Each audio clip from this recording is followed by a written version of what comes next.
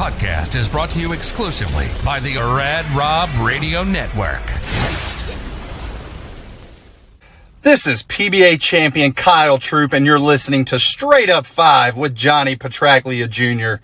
As you know, JP Jr. used to be introduced as the sexiest man in bowling, and now the world. But he doesn't have the best hair in the world. I do. Sorry, bud, but you know the deal. Pick it out. Fear the fro, baby. Welcome to Straight Up 5 with Johnny Petraglia Jr. A hard-hitting, in-depth, cutting-edge look into the world of bowling. This podcast will not only cover all things bowling, but will also give you a raw look into real-life issues. You'll get unfettered access into the mind of one of the most gifted bowlers of this or any other generation.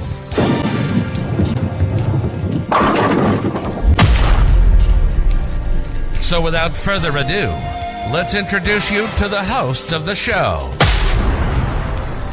Rad Rob Francois. Rad Rob Francois.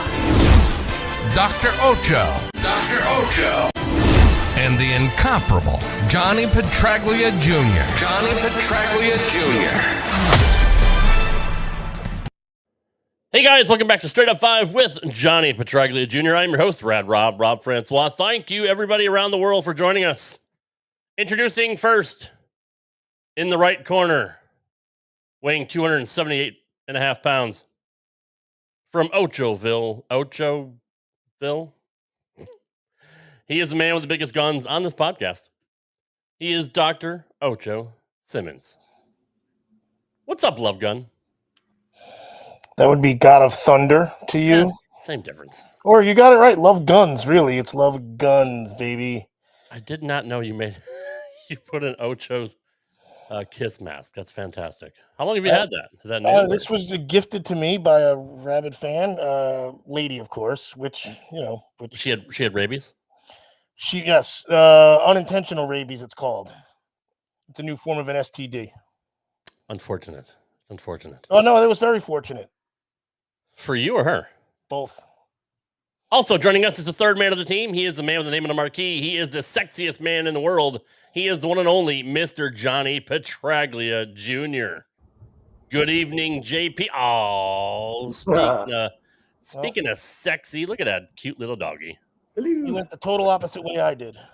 That's I fair. love your mask. It actually made Thanks, my dude. entire evening. Yeah, what mask? Appreciate that. This one. Right here. That's so great.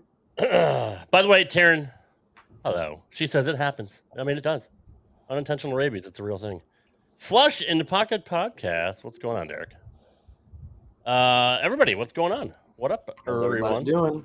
Good to see everybody here. We're 17 strong already. So, hey, Pico, what's up?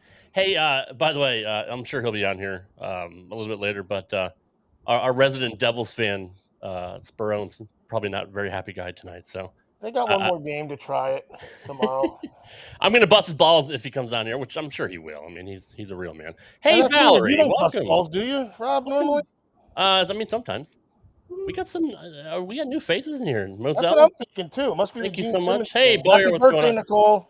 Happy birthday, Nicole. Don't do that, Yes. Rob. Oh my God. Damn, sorry. Nicole just puked, and everybody else too. Guys. Also, Sorry, guys. sorry, as the Canadians say, from Canada. Let's jump right into our first topic. Huge Jeff Johannes. You know, I love how Nicole never says anything to anybody else, just to me. Isn't that Yeah, wonderful? just you. I mean, nobody cares. She's like, for us. no mention of Rob or the famous guy. It should be straight up 8 with Ocho. That's what this show should be. So, It's kind of where they've been playing lately too. huge upset, JP. The number 1 seed got knocked out this past weekend. The hottest bowler in the world right now. The hottest bowler in the world, Egypt. Who is it? What happened, Junior, from what you saw? It's just the nature of the beast, man. It's you have to win the tournament in a format like this. You have to win the tournament multiple times, and that's always kind of been like the stinky part about it. I mean, how can somebody that leads the entire field finish 5th through 8th after bowling one opponent on television? It's true. It's, I mean, it was, but it's more of a 2 games, crapshoot right? at that point. Yeah, Well, I mean, absolutely. He did have the chance to come back, but I mean, you got to give his opponent credit. I mean, he bowled better that one day. Yeah, and kudos and DJ. He bowled against the big dude. Did he bowl against the big dude who really revs it up? It was Kevin McCune. Yeah. Who throws the piss at Walgreens? Why the fuck is Walgreens calling me? Your Krabs disease cream is probably ready. Probably. To answer your question, I think what it did do is it, in my eyes, because Anthony Simonson is one of the final four now. I mean, I know that we've been talking about how it's going to be EJ's year, shoe-in for Player of the Year, that this Roth Holman doubles that's happening this week is the last points available because nothing else matters. I mean, there's no points in the what do you call it? In the playoffs or the Super Showdown with all the major champions. But anyway, I think if Anthony wins the Players Championship, that brings his total to 2 majors for the year. Plus, he hasn't finished lower than 10th all season. True. You take into account, I think EJ's missed 2 or 3 cuts throughout the year, whereas Anthony hasn't finished lower than 10th. So now Player of the Year isn't decided. We're not talking anymore. Is that where you're getting at? Well, I think that in the eyes of the viewers and the people that are actually voting on the player that's going to get it, a lot of people have been saying for a while that it's a shoe that it's going to be EJ. But to me, I just hey, Doyle's here. What's up, man? I can't Doyle rules. Doyle rules. Not being a battle for who's going to win Player of the Year if Anthony wins the Players. Now, granted, Anthony has to win the Players. Right. Yeah, shadowing a bit, but I get it. He's got to stop Butters, man, who's fucking lights out too. So, yeah, I mean that's who I've been pulling for all year. I mean, I love watching Jacob bowl well. He's such a good soul, good talent, and he's absolutely on fire right now. What do you think of this question here from Devin Baker? Do you think 1 and 2 should have had a bye in a format like this? I mean, does that? It's almost like we see it in baseball too, or hockey. Like the hot goaltender has to sit, or they don't do it in hockey. I'm sorry, football. The hot team has to rest, and then they come back and they're fucking, they lose their momentum. Well, they did. The top 4 got 1-round buys in this event. So, I mean, I still, again, I'm not a huge fan of having to win the tournament multiple times, even with the bye. I mean, okay. I think it's cool. It's good for television. You get more exposure for different guys on TV, and it's a little bit more, cutthroat type format where it's do or die. You worked your ass off for over a week, and now it's time to, have it pay dividends. And this is my chance to do it. You got to be ready to go out there. And so that's cool. It does bring in an exciting element in that respect to the game. But in general, I think when you're waxing the field the way that these guys were at the top of the leaderboard, to go out and bowl one guy on one pair of lanes in a 2-game match, it's kind of shitty. Yeah. Well, JP, let me ask you real quick. Does seeding really matter that much, I guess, with guys with this kind of talent? I mean, besides the top guy, who, if somebody's running away with it, I mean, you could be the 8th seed and you're still a top bowler in the world who can run the table at any time. You get hot, you get a good look. Well, the Bruins lost 12 games all year, and they fucking lost to the shitty Panthers. Great comparison. Great comparison. So. What was I going to say on that? So it was about seeding. It doesn't matter that much. Yes, thank you. The seeding aspect of it it matters after the seeding's established. Like, for instance, if you go up to the 10th because then you might have to have a boatload of people to beat. No, like what I mean is, like, if you go strike 8 spare in the 10th frame as opposed to strike 7-2 in the 10th frame, now you're the 5 seed instead of the 6 seeds, and that determines if you're going to bowl Belmo instead of. Well, that's kind of where I meant. I meant your seeding is like, okay, now I got to go against Belmo, and if I get through him, it's freaking Simo and that kind of thing. And then there's other things or situations where it actually benefits people, and I'll give you a prime example. One of the guys that I picked earlier in the week, I don't know if you remember, I said Bill O'Neill was going to make a run at this event. Yep. And sure enough, he's one of the final 4 in there. But Bill O'Neill said it perfectly. If you guys saw the show, how you doing, Tony? Bill said, because he was on the show with the 3 lefties. It was Jesper, I believe Butters, and Matt Russo on that show. Oh, no. Yeah. It was I'm sorry. I think it was Kevin Williams, Butters, and Matt Russo, right? Yeah. And Bill flat out said, I'm advancing to next week because I was in the second match tonight. Yeah. Because if I go out and I have to bowl one of the lefties in the first match before the urethane transition and the high volume of traffic on the left side, which lefties aren't used to, he goes, I don't know if I can beat what Butters shoots, because Jacob shot 5-0 for his 2 games in the first match. I mean, Bill didn't bowl well. You're right. He was fortunate. Yeah, he bowled well enough to win, and Matt couldn't do anything to get his ball to go through the pins the way he did, because at that point Matt's bowling on an entirely different condition. It was all burnt out. Yeah, I feel bad for him. Yeah. Right. I felt really bad for him. I thought he got a raw deal with having to. We never have that many lefties on a show, let alone all throwing fucking purple hammers and shit. So yeah, totally. And Jacob obviously is the only one that bowled he bowled the best of the lefties on that show, and immediately got out of urethane on the left lane. Immediately, I was happy to see that. One shot done. He's had a lot of success with that mindset, that Brunswick mindset, since it came out. But also, people don't like. But guys don't like. I don't think even. I'm trying to phrase this differently, but I don't think anybody goes, "Oh, I'm." It's an easy night because I got the 8th seed. Even the higher seed is like, the 8th seed can go on a run just as much as because again, these guys are that good. You know what I mean? Am I conveying that properly, or is my tongue getting in the way? Nope. No, you absolutely are 100% correct. It's like no one's gonna go, "Oh, Kyle Sherman's a layup." One couple tight, you know what I'm saying? I don't even know if he was in it, but I'm using him because he's the guy I can think of that he's there. And that's all personal mentality. Also, like me personally, I don't give a fuck who I bowl, or where I bowl them, or when I bowl them. Like I remember. One of the first regional matches I ever had to bowl which was based off of seeding. Is I qualified, I believe, 9th or 10th, and then they took the top 16. This was someplace in like upstate New York somewhere, small bowling alley. But my first match, I had to bowl against Ryan Schaefer. If I'm one spot higher or lower, I'm bowling a local regional guy from back east. I'm not bowling one of the best bowlers that the tour's ever seen in Ryan Schaefer. But I'm not going to go bowl Ryan Schaefer any differently than I would go bowl Joe Schmo or a local house hack. You go in there with the same mindset. There's no defense in the sport. And honestly, for me, when I'm bowling somebody that's higher quality or higher talent, just like when I go play golf with somebody who's a better golfer than me, my game goes up. I don't get complacent. If anything, it makes your brain focus even more when you're bowling an even more stellar player than yourself. So I look forward to those moments. So the only things that I'll ever really dissect when it comes to seeding and who does it favor and the crapshoot that it presents is what lane and what pair are we bowling on? Are we bowling on a pair that I bowled 2 games this week and averaged 250, or did I average 180 on this pair? And if I did average 180 on this pair, I better go there with a completely different mindset, because now this 2-game match is an entirely new tournament to me altogether, because I'm going there with a completely different mindset than I did the week leading up to it. You know what I mean? Yeah. Should we tell this guy Rich that that's not live? Yeah, I think Rich knows. Hi, Steph. Can we address what Steph said?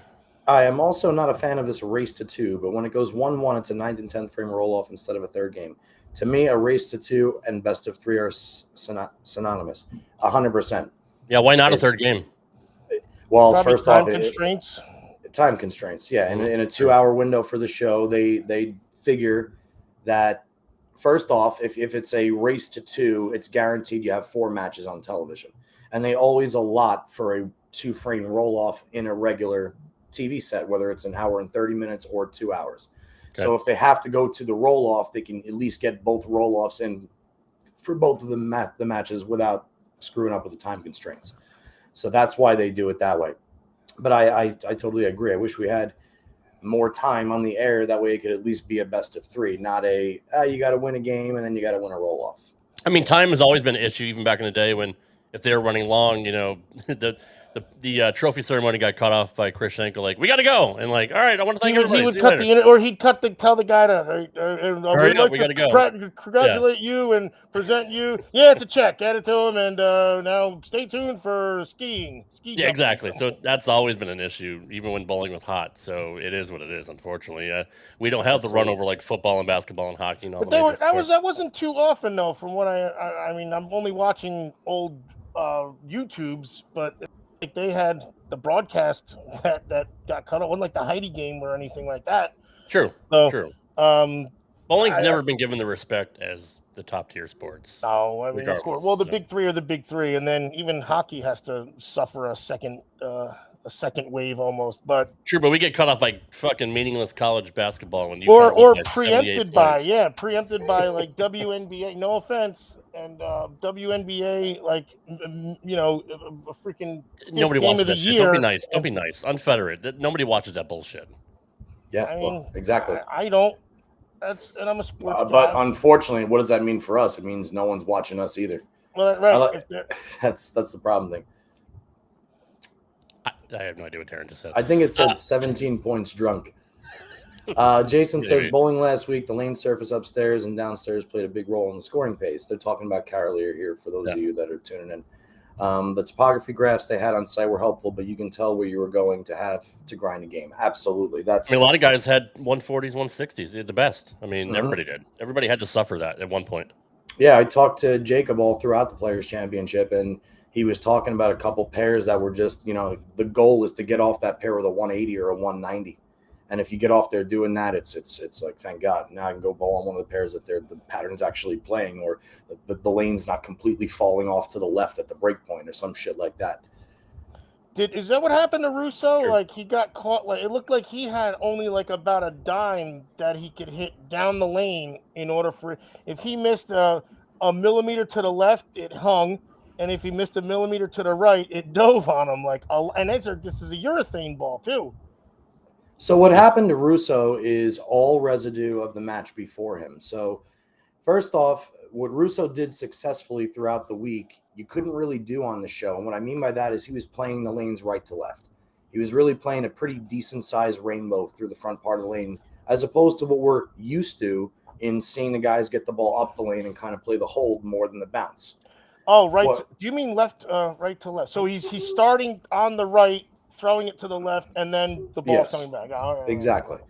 Of course. So what happened is after the Butters and Kevin match is because now the heads are gone because urethane was being thrown on both lanes, either by one or two guys. And now what happened was Matt has softer ball speed. So the move for him was definitely to get the ball more up the lane. And after your body's been doing something for 30-something games over the last 5 days, and you go out there and you have old 15 habits minutes die on hard television. there. Exactly. If you got a pinch soft, that's what the definition of a cliff is. In other words, if you got a pinch soft or you got it to the dry a hair too quick, it went right through the nose. It wasn't like through the nose for a 4-7. It was through the nose for a 5 count. Yeah. And then the minute he gassed it a little bit to get it through that front section, only the ball didn't have enough time to recover because he was using urethane. Yeah. And when next thing you know, when you're making minute moves and you're going 5 count, 6 count, 5 count, that's like the most disheartening thing for a bowler to ever experience. You just don't even know what to do moving forward after that. It's right. I mean, in a tournament, you say, "Let me get through the game. I'll reset." Here, you don't have that chance because it's one race to 2 and done. I guess. Yeah, and even in that, I mean, I will say that I was kind of shocked that Matt didn't try something else on the right lane. Maybe jump further to the right and open up the lane where nobody maybe was. One experimental shot when you knew you're out of the wood and it's not total pins, it's game wins. Yeah. When you know you're out of the wood, maybe try something. I mean, we saw him try the purple reactive hammer, and he tried multiple bowling balls on the left lane. But if I recall, I don't really remember seeing him try any balls on the right lane. But again, he's there, we're not. He definitely saw something, and it just didn't pan out. And he definitely knows, and he knows his game well too, to know what tricks he has and whether he's got them for that match. Absolutely. So, what do we think about upcoming here next Saturday? We got 12:30 on FS1. Number 9, Kevin McCune, who throws the ball fucking so fast. Against number 12, Anthony Simo, which they're calling the most dangerous 12 seed in the history of bowling, which I can't argue with that. Again, seedings.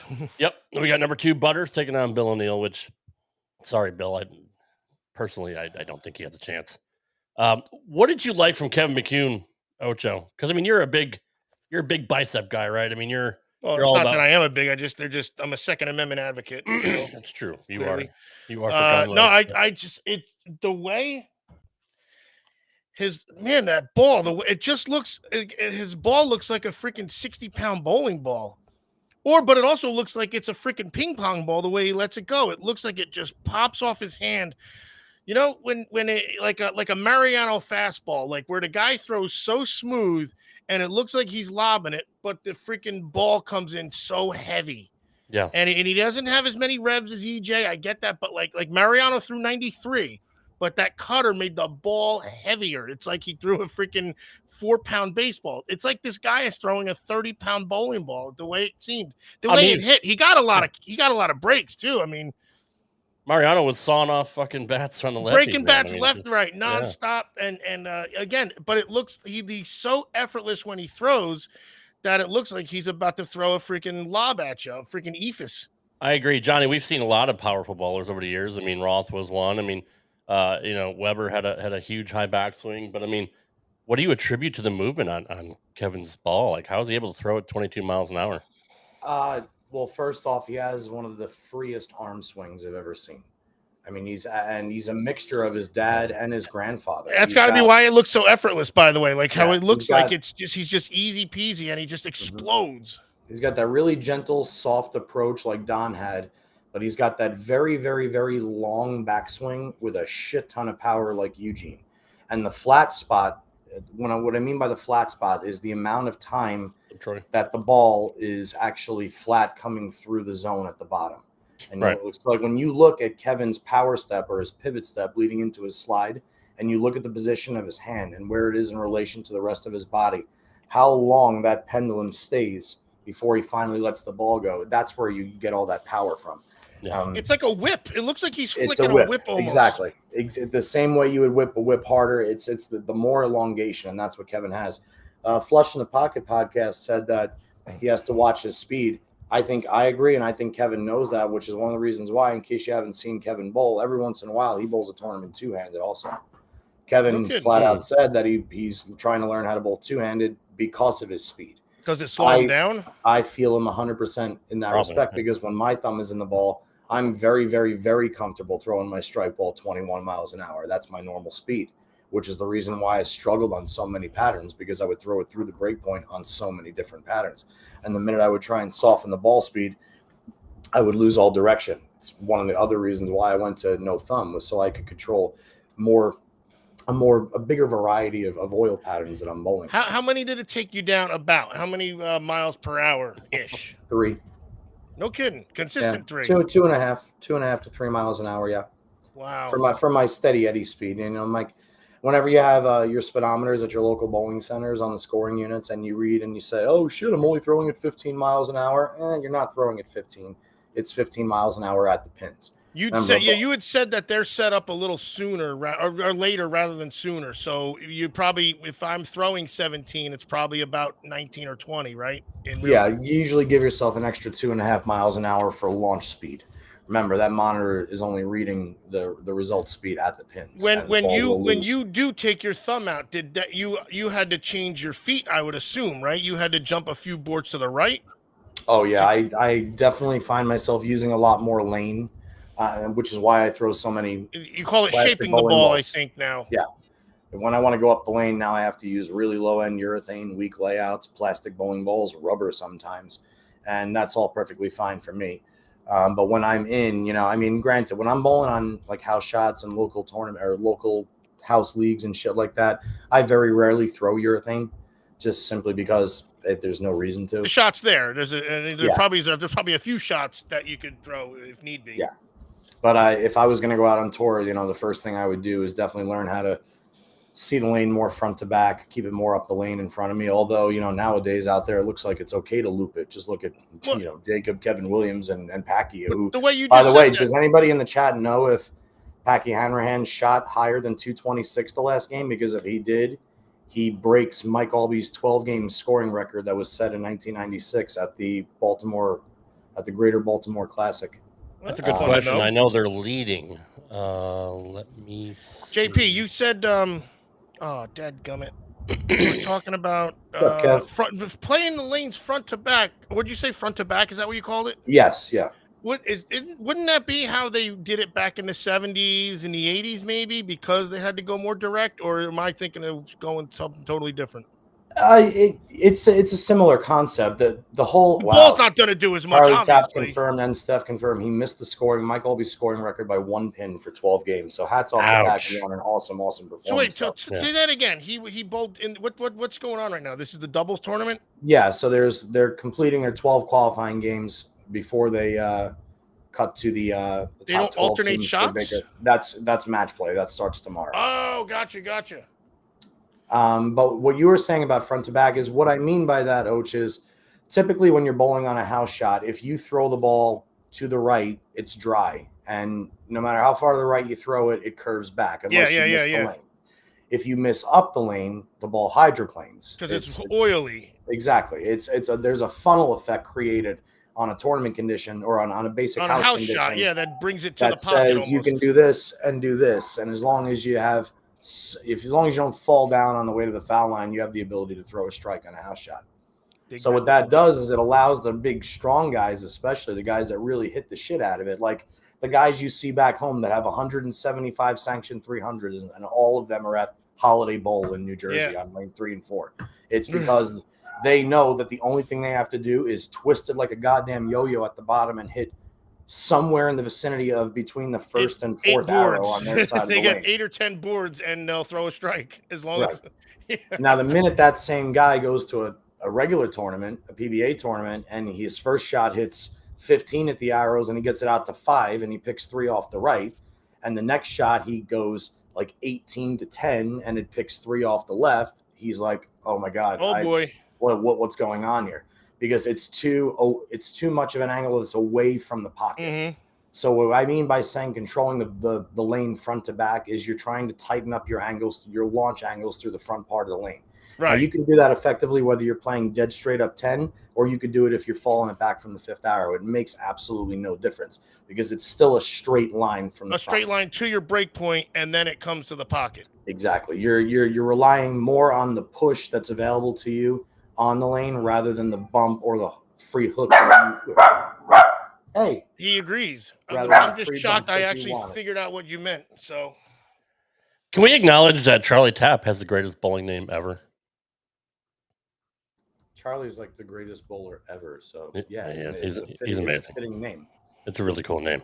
Can we? No offense to McCune or Bill O'Neill. I mean, anything can happen, obviously, but can we not admit that maybe this is like the most lopsided Final Four? I mean, everybody expects Simon and Butters to be in the finals. I mean, no offense to everybody else, but you can expect Santa Claus too. That don't mean he's gonna come. You know, I think everyone's got a chance at this point. No, they do, but I mean, I just looking at it like it just seems like on paper, like I don't know.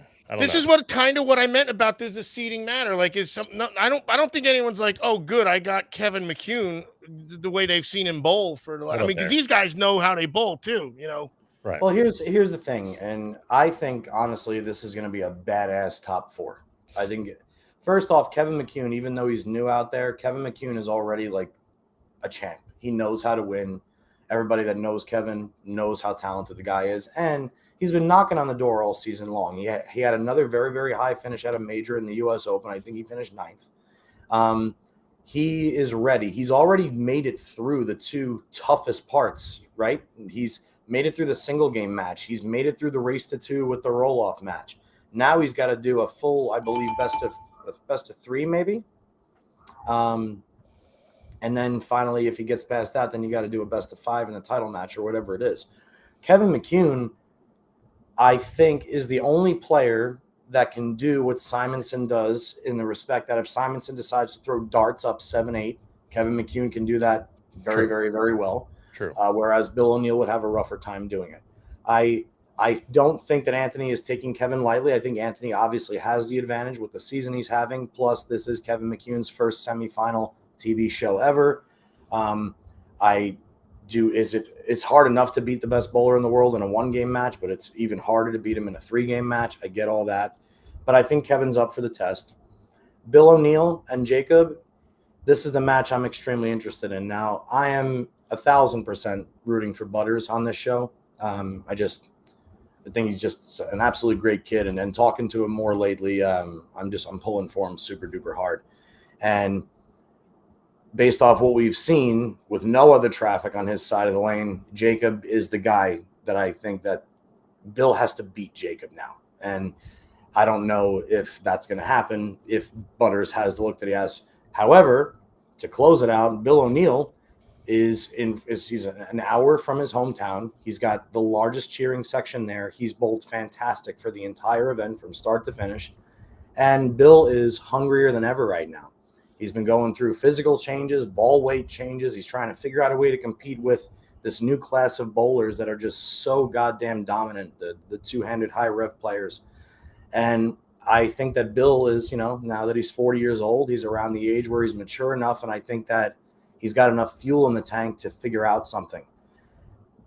Either way, both of these matches, the semifinal matches and the title match, is going to be just really, really exciting to watch, and a lot of good action is still in store. I have no idea who I honestly think is going to win, but if I was going to pick one guy of the four to be on top at the end, I think I'm going to say comfortably that it comes out of the Butters Bill O'Neill match, even though Anthony's in the other one. I wasn't trying to disrespect anybody at all. I'm just, to me, just on paper, it looks like a mismatch. I want to know why Roger Meany doesn't like Butters. How could you not like this kid? Like, why don't you just ask Roger? Roger's never told a lie in his life. He'll tell you. South Park, everybody likes Butters. Except he's never said anything bad to anybody. I mean, he's a good kid. He didn't say anything bad about him. He said he just has a hard time rooting for him. He said he hates his guts and he wants. No, there's something deeper there. I want to know, Roger. I want to know. Hi, Jen. Yep, I'll see you soon. Can't wait to go to Casa de Amor, having dinner with Jen. It's not that he doesn't like him. He doesn't hate him. He just okay. That's fair. I mean, it's all subjective. We all have our favorites. Probably doesn't like his approach. Maybe. Well, maybe. I don't like his approach. I wish I could do it. I wish I could do it and get that kind of movement on the ball. You should knock the pins down differently than that rotten sting. No, that's true. What's wild is Bill is experimenting this season, has a chance to break the top 10 in points. Yeah, that's true, Frank. I mean, that's and he's hungry like the wolf. Oh, I just crushed it. I can't believe Rob didn't cue a song as you were singing that. I wish I had it. I wish I'd have known. Let's Duran anymore. Let's get into league talk because we always skip over it every single week. So let's start with you, JP. We had a comment earlier in the chat said that you bowled pretty well. Let's do it again next week. Yeah, so last night was our last night of league before the playoffs. The way our league works out. Playoffs. The way our league works out here is after you have 4 quarters, and then the 4 quarter winners are automatically into the finals, and then the 4 highest point getters that didn't win a quarter are the wild cards. So our team is the winningest team of the year point-wise, despite the fact that we don't have a single win. But we were bowling Kevin Beers and his team, the team of Ryan Warshevsky, Kristen Adu, and Steve Villanueva last night. They were ample amount of points ahead of us in first place, and we were in second. We had to win 17.5 out of 20 total points to win, which is basically impossible in that league.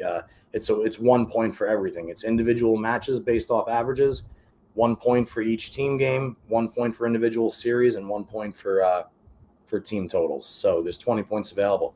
But amazingly enough, our team, the fighting crew that we have, we just went out there and we swept them game 1.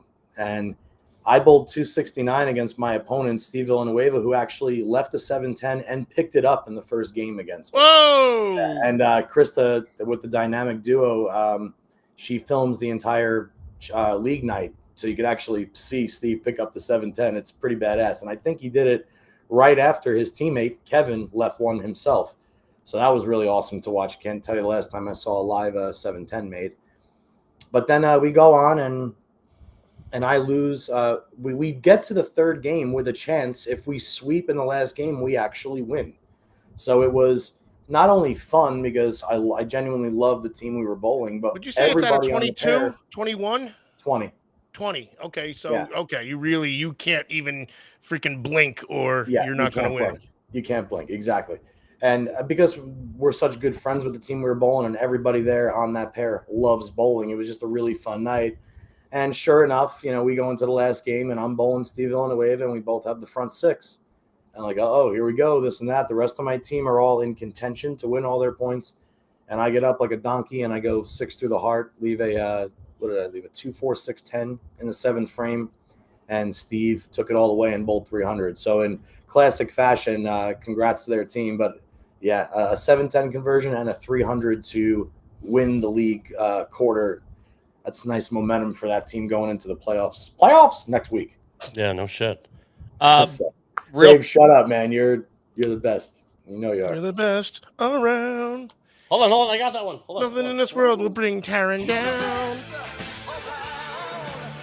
What a great movie. What a great song. I do have that Fun one. fact, that was supposed to be the theme for Rocky 3. That's true. It would have worked in Rocky 3 as well, instead of Eye of the Tiger. Yeah, but I'm glad Eye of the Tiger was there because that's of course, now. my jam. So we were talking last week about a post in the USBC group about a team showing up late because of an accident, and there's a big kerfuffle about should their second, third game count or anything like that. It was the forfeit of the game versus them getting them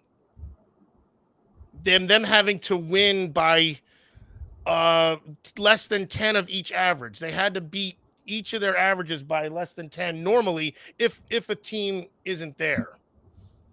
Again, that's how most leagues do it. So they get either no points, or if one of their top guys bowls a 110, one of their guys bowls a 110 and the dude's average is 125, the dude with the 125 would technically win. Yeah, sure. Even though he wasn't there. But instead, it says they take the forfeit. They don't get anything, no matter what. Exactly. 0. Yeah. Exactly. And it went from what, 5-2 to 4-5 or something? No, 7-2 it went to from 4 like to 5. 7-2 to 4-5. 4-5, yeah. Exactly. Yes. Yeah. Ocha, how'd you bowl last week? Super.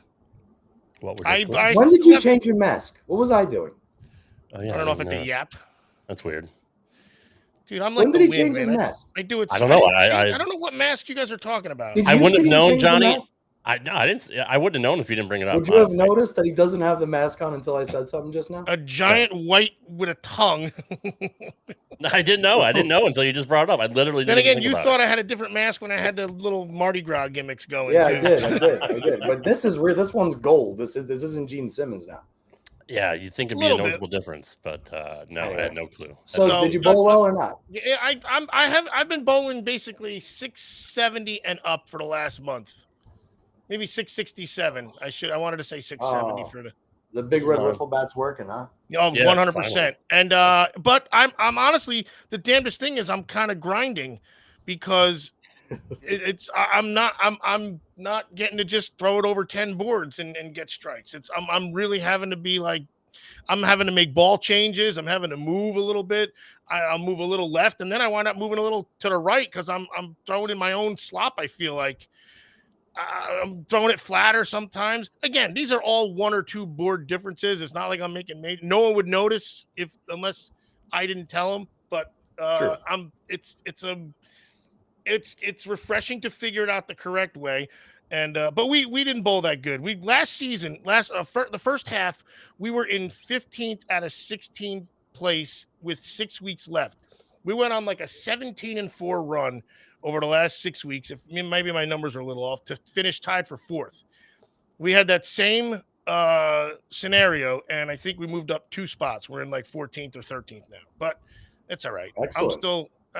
My average is lower, which is going to be better because I don't need to be pulling in a 216. It's not right. I'm not good. It's that simple. I mean, we know you're not good. Not That's good why either. you've been doing so well. You say you're not good. You freaking won a tournament shooting no less than 281, I think, recently, and that's kind of hard to do. True, that's true. Like, I don't care how big the damn wiffle bat is. Frank, I was watching a little bit of the Rolf Holman doubles earlier, but Frankie Diddy, he actually messaged me earlier. It made me feel really good about myself.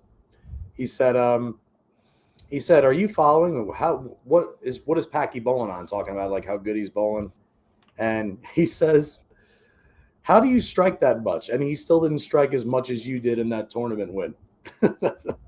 And that's actually, now that I see it, like, oh shit, I was like ahead of the pace of the highest scoring record ever in bowling for 12 games. This is awesome.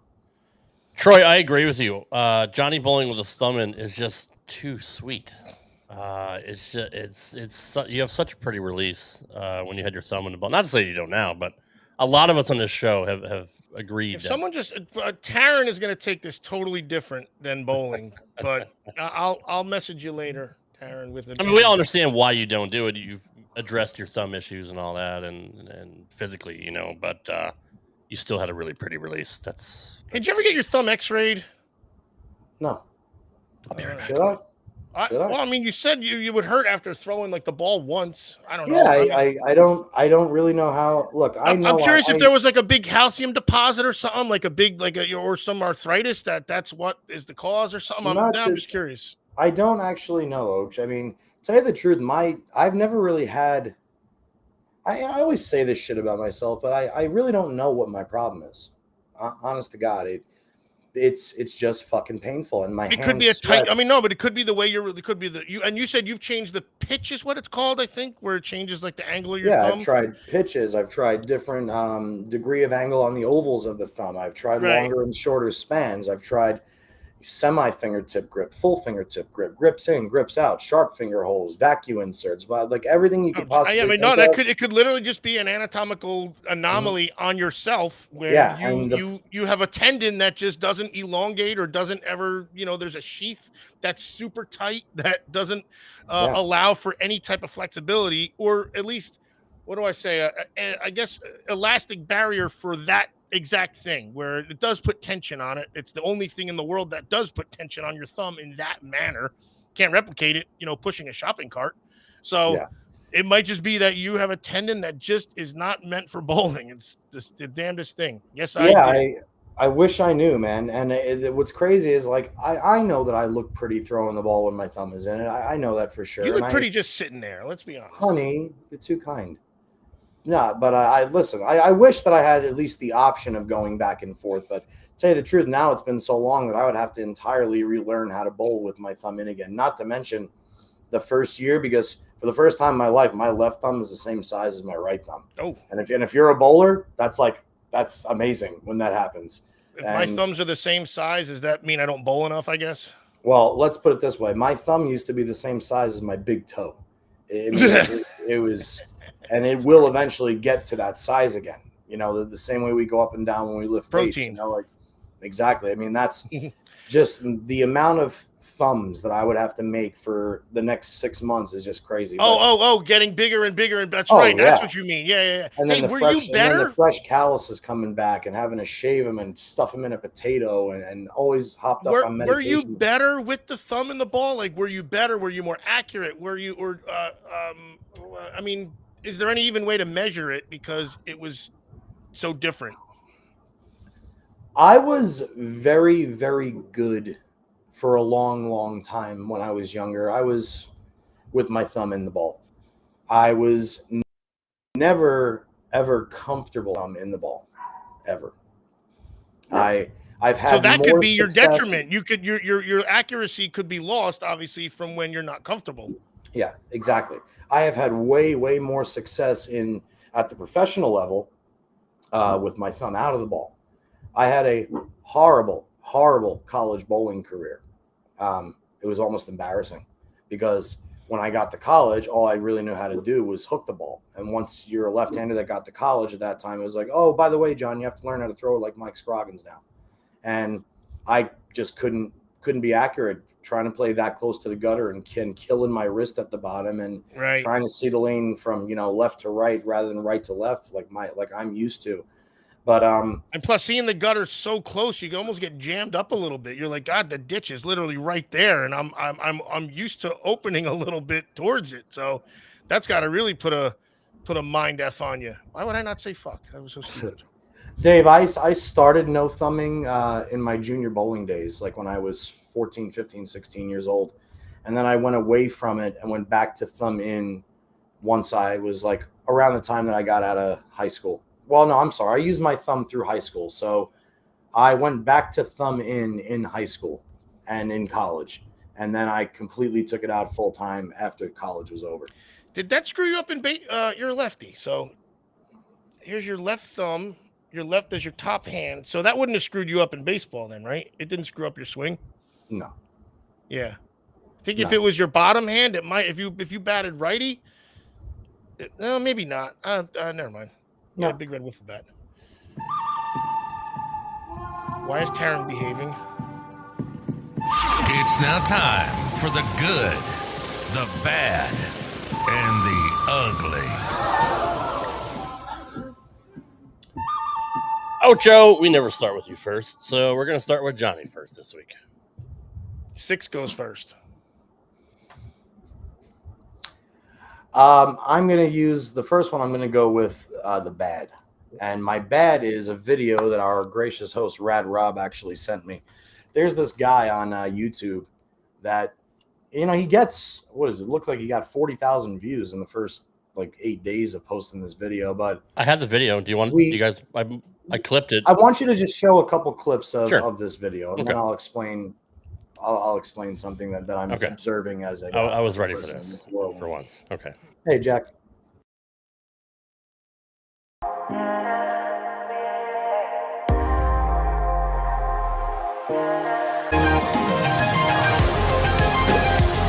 So we got the very first reactive bowling ball ever made, the New Line Excalibur, and I thought it'd be fun to compare it against an old vintage bowling ball. We got the Brunswick Black Diamond, made in 1968. This is an old rubber bowling ball, and the New Line Excalibur, the very first reactive bowling ball made in 1991.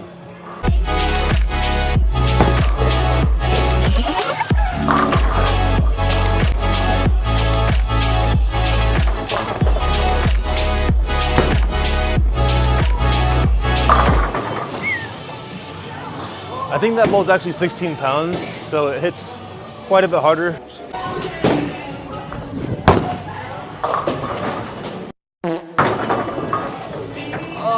Oh, that was disgusting, and not in a good way.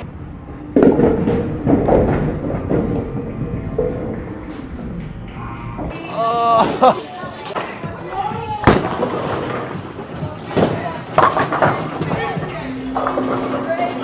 I miss right, goes to the nose.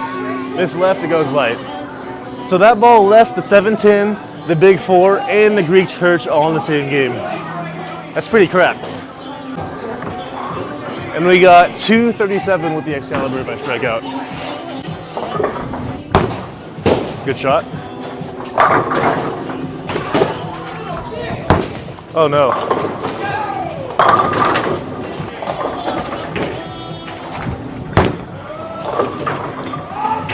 Woo! That ball's pretty good. 166, 237. As you can see, the old rubber ball is a piece of crap. And this ball got retired for a reason. And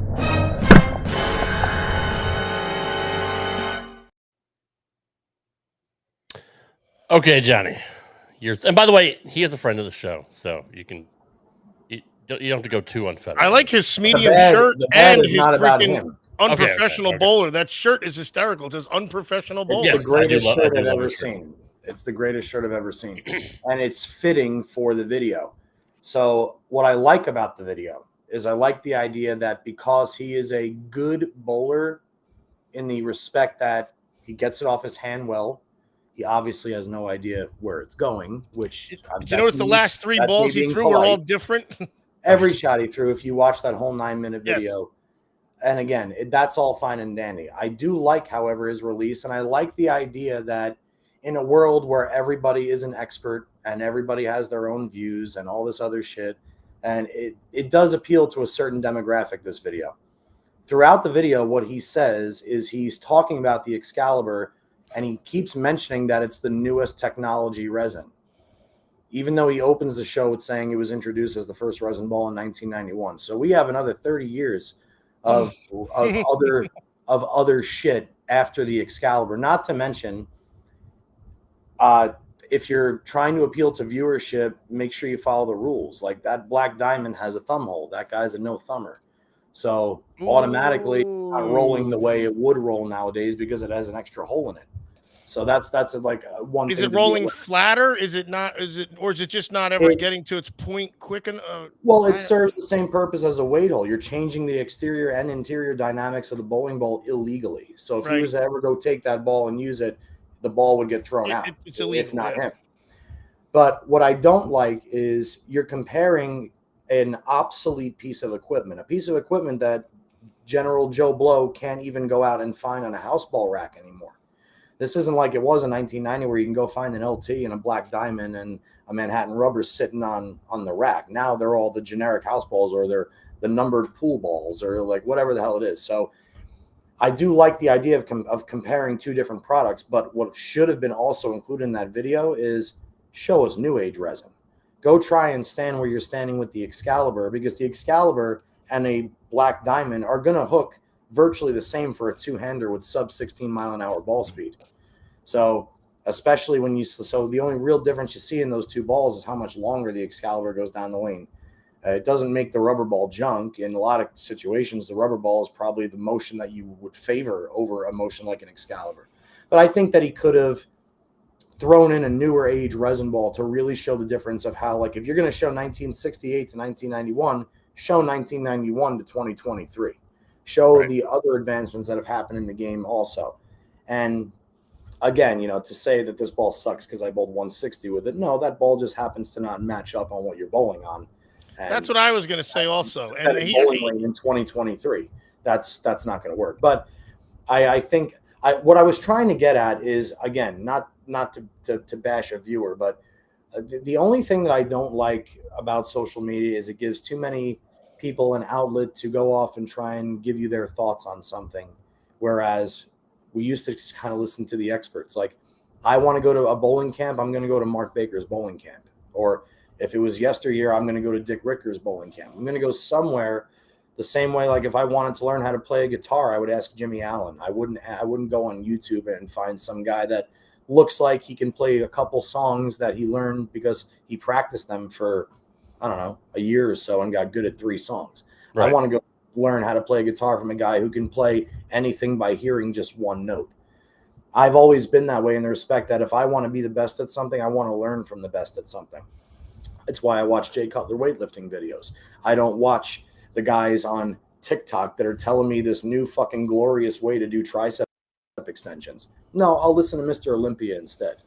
So for me, as much as I appreciate all the people doing the ball videos and things like that, part of me is I favor listening to people that are the best in a certain craft, because I want to learn more and not feel like I'm criticizing somebody for just trying to do something that they find productive and fun. So thank you for letting me know that he's a friend of the show, because he also looks like him and I would be a really, really good tag team duo, and Oach could be our sideline coach. He's a pretty sexy guy too. I mean, you guys would be a great somebody with the chair. The 3 of us are pretty badass team. Yes, absolutely. No one's gonna miss this.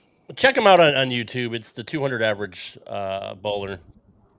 He drilled he actually built a 23-pound ball. He does kind of funny stuff like that too, and he actually threw a 2-pound ball he found on eBay, like a rubber ball that had holes in it, and it was interesting to see that too. So he does. I mean, look, you got to do something to stand out from other bowling channels as well. So he does have some entertaining videos. But I agree from what Stephanie said when he said this ball's a piece of crap. I was like, it's a little unfair. I didn't really appreciate that. What Ben says over here about the 3D offset in 1994. 1994, 1995 was basically the year that any bowling balls that were made could still be used today, and you could still be successful with them. We're going back. This is like the 3D offset, a Jade Piranha C, a Forest Green Quantum, a Cuda, balls like that, and Ebonite Nitro R squared.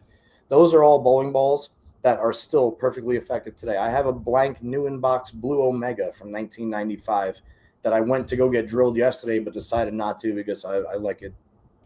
I like the fact that it's still a virgin, and I like it has no holes in it. But that's why it's a balls made over these last 30 years, 1995 to now, those balls are all still very, very, very much in play nowadays. So it's even the Excalibur could be a good ball today. I've seen people throw burgundy hammers and still have success today on synthetic I love lanes. that I ball. mean, original Burgundy hammers. Mike So, Jones. yes, there's always a time and place for every ball that's out True. there. What an amazing tackle in the Super Bowl by that guy, Kevin Dyson, in the '99 Super Bowl, man. Holy Jesus. Stopped him at the goal line. I don't want to talk about it. That was tough. I shouldn't even been there. It was a forward pass against Buffalo. I thought you were talking about the no, I'm sorry, talking about the Titans. I was talking about the Titans, and they shouldn't have even gotten to the Super Bowl because it was a forward pass 3 games prior against Buffalo. The Music City Miracle. Yeah, no, the illegal pass by Kevin Dyson. I mean, by the tight end, Frank Wycheck. Was that it? It was Wycheck, yes. Absolutely, yeah. Anyways, Ocho, what's your good? Children's songs. You're going to hear a lot of those over the next. I'm hearing a lot of them. The years. thing is, sometimes I'm not a good parent, and it's out there for everyone to see. But it's not that I'm not trying. As soon as she fusses, I put children's songs on, and she gets happy, and I sit her. I'm letting TV raise my daughter, and I have no There's problem nothing with that. wrong with that. Dude, look, we said the same thing with my daughter. Like, we're not going to let her watch YouTube. We're not going to let her have a phone. 6 months down the road, she's on YouTube. I mean, she don't know how to work it yet, but she loved The Sopranos, and she likes Miss Rachel and Color Crew. So, children's songs. My kid learned how to use the phone at a very, very young age, and she's so smart when it comes to like remembering logos and symbols and shit like that. So I mean, she knew how to go on Amazon and fucking like. Now she's almost 5 and she can literally do anything. Yeah, my problem is I can't put like anything on like Playhouse or something like that because if she types P in my phone, with the first thing that's gonna come up. Yeah, so true, that's good. We got to get her own iPad or something with a history erase. You're gonna learn to hate a lot of fucking songs and a lot of kids movies. Well, that's what we're getting to the rest of this freaking thing here. Let's not jump ahead. We're still doing the good. That was my good. So go ahead. What's the? I liked your good. Thanks, buddy. Good. It was a great good. A great good. Taryn,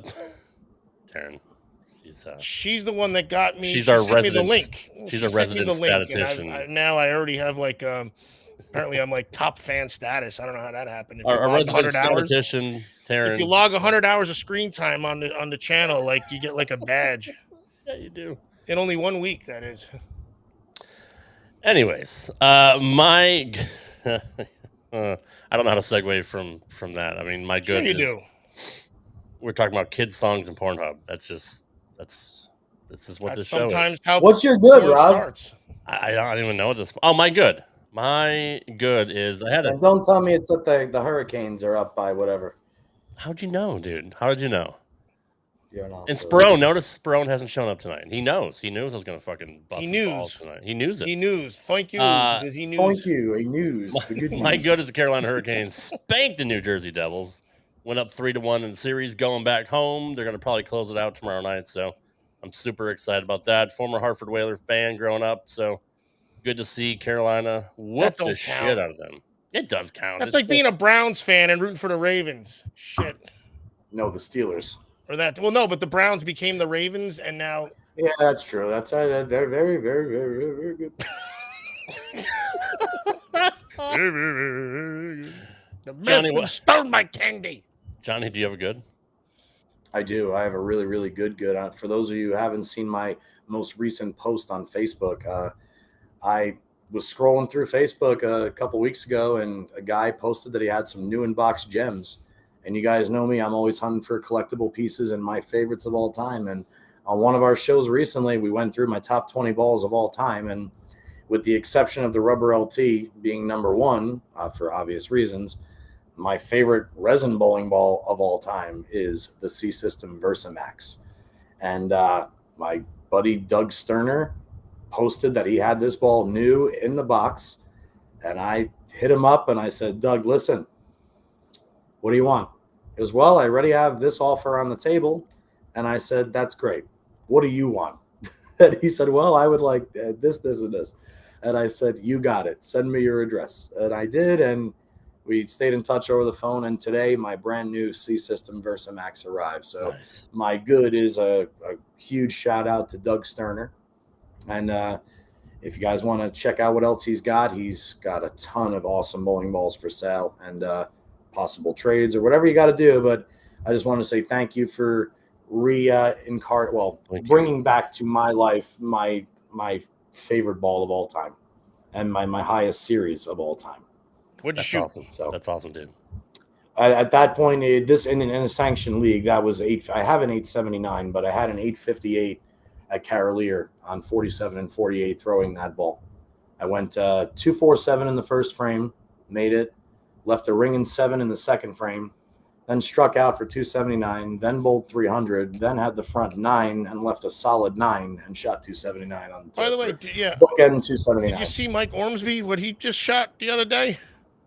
I can only imagine. What did he shoot? It was 213, 300, I think it was. 213 maybe. Oh, nice.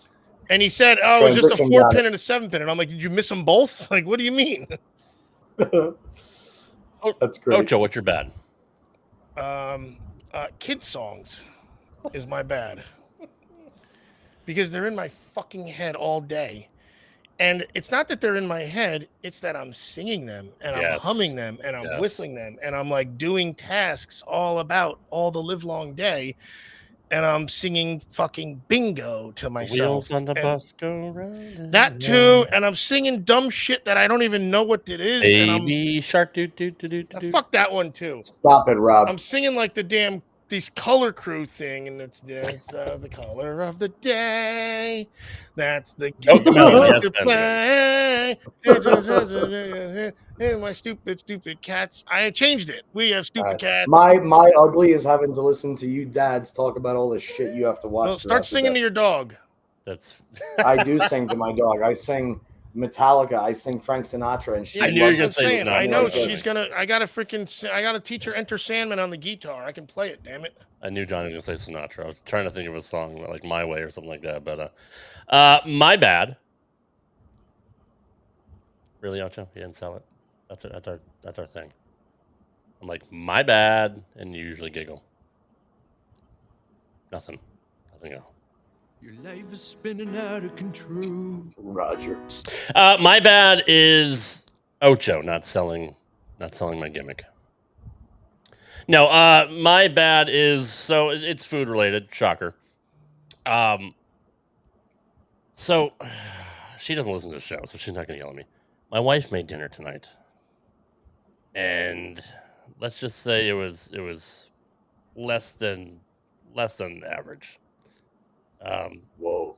So she made chicken and steak kebabs. You barking up the wrong tree right now for Mrs. Francois? She doesn't listen to the show. Nobody will tell her. She made chicken and steak kebabs. And how could they not be good? I'm intrigued. She didn't season the meat. Just bland shit. Yeah, I'm a big flavor guy, and I'm trying to talk low just in case she's in the other room. And just, I didn't eat lunch because I was so busy at work, and I'm looking forward to we're going to fucking eat good tonight. We're grilling steak and fucking, chicken and pineapple. And it just wasn't good. I mean, there wasn't enough salt and pepper to fucking save it, so. I'm going with flush in the pocket here. I think you're supposed to say you love it anyway. But then again, if it tastes like tofu, that's not good. Derek doesn't know me very well. I call it the way I see it, so. That's the way I sees it. I call it, right? What Ocho would say. I calls it like I sees it. 8 crazy nights.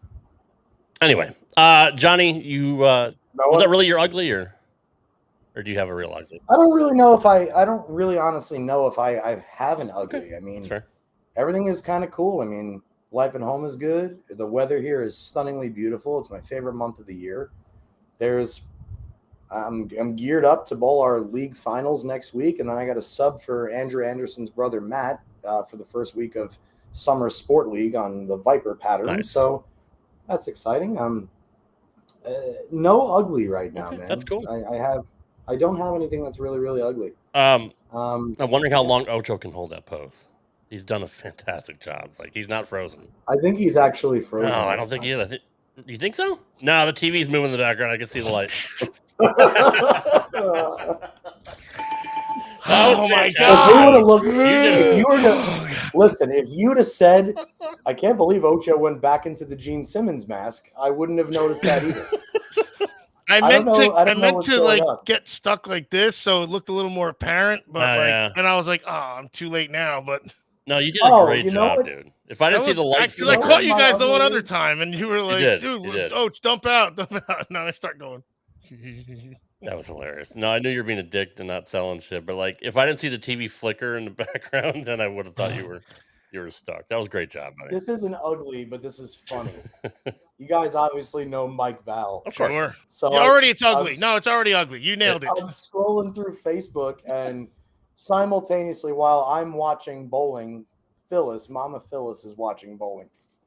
And Mama Phyllis is on Bowl TV, and they brought in Big Mike from Sweep the Rack podcast, Mike Weinert, into the Bowl TV booth. And they bring up a screen in the bottom corner, so you see Chase and Mike Flanagan and Big Mike sitting in the booth. So what's up, Dave? Good to see you, bro. Your pool looks great, by the way. Yeah, it does. You betcha. They pull up a box, and Phyllis takes a picture, and she posts on Mike Val's wall, "I see you," and it's not even fucking Mike Val. Oh, that's it's so Big great. Mike. So I just put laughing faces everywhere, and then Mike comes back and writes, "Where do you see me?" So then, of course, Phyllis has to text me and goes, "Hey, is that not Mike Val?" I'm like, "No, Mom, that's Big Mike from the other show." But it was an ongoing joke for a little while, so I had to bust her chops That on was that so good, dude. Yeah, I saw all that. I sent it to Brooklyn Rob, and I said, "Here's your worst of the week," and he said, "Hands down." Nice. So that was good. Shout out to Sweep the Rack. They're such a good show. Ocho, you have an ugly buddy? Absolutely. And don't say kids songs. That was it, because I got caught singing them, and someone was like, "What the hell is that?" And I was like, "It's the Color Crew." All right, my ugly, and you guys are And I probably had to gonna, explain it you guys are gonna give me shit for this because I did because something. it's about food, and No, you no, did no, another no, I thing. did- You went to well, Popeyes, and a little bit of food involved, but My steak wasn't seasoned. I kind of lost my shit this morning on the way to work, and I did like something feces illegal. or like Ooh. No, I did something. What'd you I do? did something illegal on the road, to total road rage. So I'm going to work, and it's a 2-lane highway for about 35 miles till I get to I-40 in Lebanon, Tennessee, and I got stuck behind every fucking tractor trailer or dump truck or just fucking somebody just driving so slow. And look, I drive a Dodge Charger. I like to drive fast. I mean, it has a little bit to do with the car. I like to drive fast anyway. I want to get where I'm going as fast as possible, safely, which I typically do. And I'd say 62 is probably our average this morning, and a 70-mile-an-hour speed limit. Where I typically go 80, 85 on an average day, because typically you could just cruise down there. But look, 2-lane fucking highways, interstates should be outlawed. Like, it should I be have a a dash minimum cam. I'd find out 3 who they fucking were lanes. Yeah. and like pop their tires. So about the fucking 35-minute mark, and then we're 20 miles in. I'm like, God damn, this is.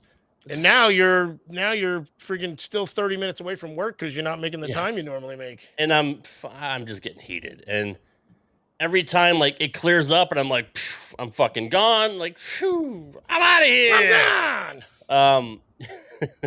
I hit another fucking pack. Like I'm in Talladega, catching up to the fucking lead pack, and they're all fucking. Well, you're saving gas mileage on the drag. They're all, yeah. Well, we're not drafting. We're doing fucking Or 60 draft, miles whatever an the hour. hell it is. I don't know. Draft. And I'm just, at this point, I'm like, Jesus Christ, like, this is just fucking stupid. And the thing is, because I work in transportation, I've been a dispatcher for 25 years, so I know that most like, people call them transfer trucks down here, but tractor trailers are governed. Tractors are governed usually about 70, 72 miles an hour. Yeah, you ain't going over that. And they try to fucking pass each other because one is driving slow and the other one wants to go around. Well, obviously it takes that truck, a lot of time to get to speed because they're probably hauling something. Usually it's like, 30 to 40,000 pounds. So it takes a while for them to get up to speed because it's a heavy load. Wait for Taryn to get that one. Load. 68 on Rogers trucks. There you go. And if the other one doesn't want to give and they just want to fucking go side by side for fucking 20 miles, there's not a goddamn thing you can do about it. Until today, I did something about it. I got to the point where I'm like, fuck this noise. You flashed your And jugs to the guys. I slammed it. I went to the fucking breakdown lane and just fucking passed everybody and just fucking did about 140 to my exit. So Evil. I was pissed.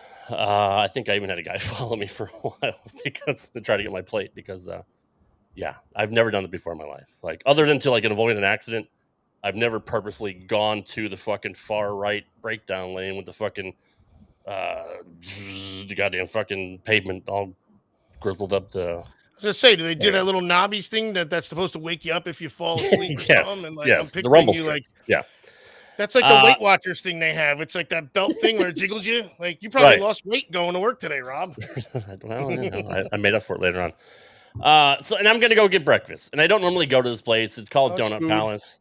They have these really cool, like, they call them kolaches. It's like a sausage-filled croissant. Like, they have, it's not called clotters, and it mean your arteries.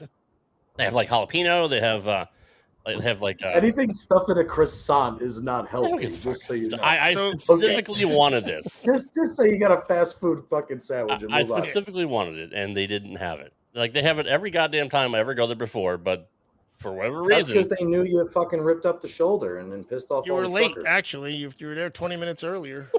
You're right. That might have been there. You're absolutely right. So I'm like, this fucking day sucks. So I get whatever they had there. I forgot what it was. It was something else in a croissant. I mean, it was delicious. And I'm like, you know what? This isn't enough food. Always goes back to food. I went over to Hardee's. I'm like, you know what? I just need something to go with this.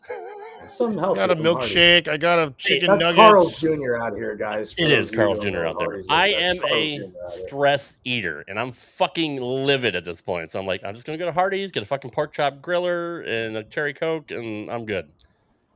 So after breakfast, do that, I had to go through a little back road from the donut place, and wouldn't you know it, there's this fucking what donut place? How many places did you go to get food on your way to work? Donut place had the fucking croissant gimmicks. The croissant place is a donut shop. Another good stop. Oh, so I happen to get behind this one motherfucker on this little road, Backtown Road, and it's this goddamn hillbilly in a white pickup truck. Rob, these are people trying to help you. Don't you see that? Dude, fuck. You had your breakfast. Don't go to Hardee's, damn it. Wait for lunch. Dude's driving 25 miles an hour in a 45. And I fucking passed him on a corner, no less. I didn't give a fuck. At this point, I was willing to fucking die for this shit.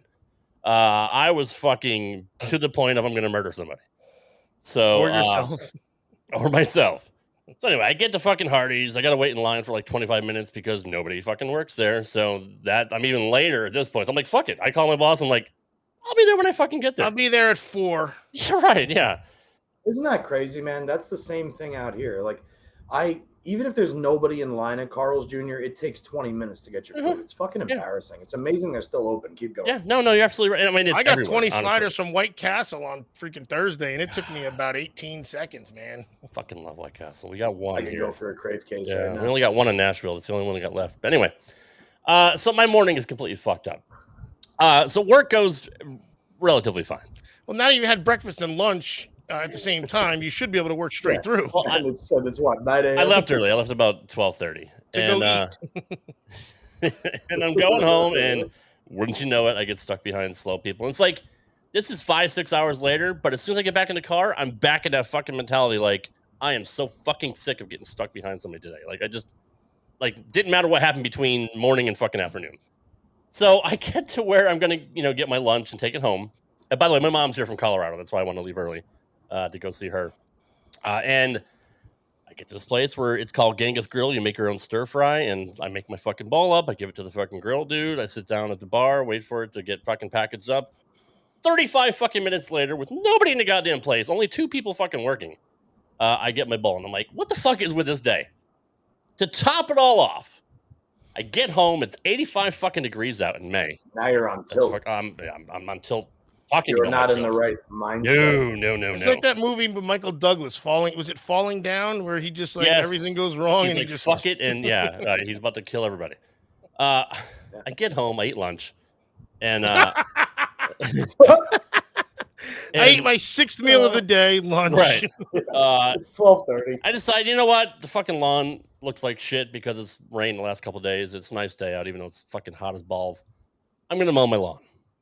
I get on my riding tracker because, obviously, look at me. With 5 McGriddles. Yeah. And it doesn't start. I'm like, what the fuck? And this motherfucker is a Craftsman. So you're like, fuck it, I need a McGriddle. It's a Craftsman from 2005. It's a fucking beast. It runs like a top. I mean, I've never had a problem with it. First time, it never fucking cranked right away. So I spent 5 minutes fucking trying to start it. Probably flooded the engine. Now, preface this that he's a stress eater. So go ahead. Right. So I get the fucking push mower out. I mow the fucking front. I come back and it actually cranks. It starts. So I go around the back of our fence to cut the back of the lawn because nobody fucking does it between the two properties. So I got to fucking do it. And about 10 minutes later, it fucking dies. You got to be fucking kidding me. And I can't get it fucking started again. In fact, I cranked it so much that the goddamn battery died. So I'm like, fuck this goddamn day. Did you put fuel stabilizer in the damn gas in the freaking winter? I think it's a carburetor issue. I've been using it. Well, if you put the fuel stabilizer in it, wouldn't it? No. I've been using it for the last couple of months. Grass grows. I like that stuff. So you should have just thrown the day. I've been mowing since like March. So, all right. Anyways, that just really, I'm sorry to go long, but that just topped off my whole really fucked up day. No, that was actually probably the best ugly of all time. It was so fucking bad. A lot of people seem concerned. I mean, and I shit my pants while we were fucking podcasting here. That's why I left. That I could have done without it. No, fuck it. I'm an open book. I fucking. You don't have to be. You don't have to be, Rob. No, I ate so much shit today. I let one go. I mean, this is horrible, but I kind of have to know. Oh, is that why you left for those few minutes? Why I left, wait, so you didn't officially get clean either. You got crumbs in your drawers at this point. Then I'm not wearing drawers. Whatever you did, that wet freaking skate hall. My wife just brought me fucking fresh. You got up. You were only gone for a matter of a few seconds, and it was about a minute and a half. You guys talking about Johnny? You're not clean. I'm in the shower with the freaking gimmick going up there, and like I'm a hygiene guy. Taryn thinks it's hot. She's my kind of chick. She's my kind of chick. I can't believe. You should have opened with that. I should have. As you're good. It should have been your good. Yeah, I shit my pants today. Thank God it wasn't liquidy. Yep. Was it like a firm shit? No, he caught. No. He was no. It was. This was. You could tell. This was the. I go where you go. And he got up and he took off out of nowhere. Were you sharted? He didn't write us anything. Yes. He didn't write like BRB or anything like that. No, I said be right back, and I bounced.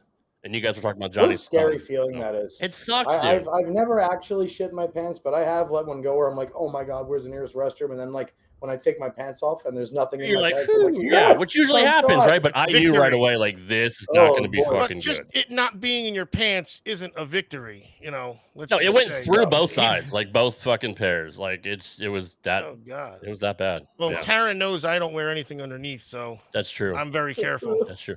This is the unfettered shit that you get on Straight Up 5. No, I mean, clearly, no pun intended. Yeah.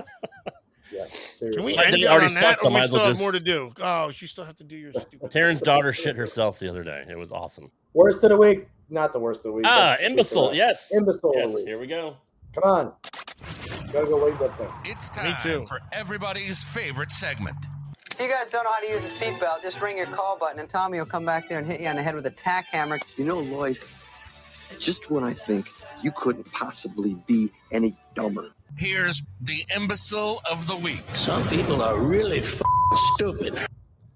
All right, this comes from the land of Twitter. I actually hashtagged Belmo sucks just to see what would come up because, you never know. There's a lot of two-handed haters, and I found a really, really good one.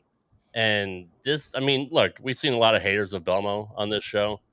This guy takes the cake because I don't even understand what the fuck he's kind of talking about. So this comes from Joe Pirelli Jr. at Legacy Storm on Twitter. God, I can't fucking stand this bottle bitch Australian two-hander. Fuck this guy. Hashtag Belmo sucks. Hashtag bottle bitch. He's talking about when he popped his cap, right? And Sean Rash was bowling. Yeah. And I think Rash called him that. He did. Very, very good. I think that's one of the only ones Ocho remembers that, but I don't. That's by the way, I can hold my day is going. That's how my fucking day is going. You know, the reason I can hold my pose real tight and without moving is I've been in Taryn's closet for like the last month and she has no clue. So I got to keep my posture real tight. Like she gets clothes around me and has no clue I'm even there. Yeah. Well, that's two people called him out on the bottle. Obviously, we all know about Rash. It was Brad Angelo at first, right? And it was Brad Angelo. What the fuck? How does Ocho know this shit? Sorry, Johnny. I saw it one time and I got it. One time at band camp. Yeah, Brad Angelo was more like, "Come on, Jace. Like, yeah, what are we? You know better than that.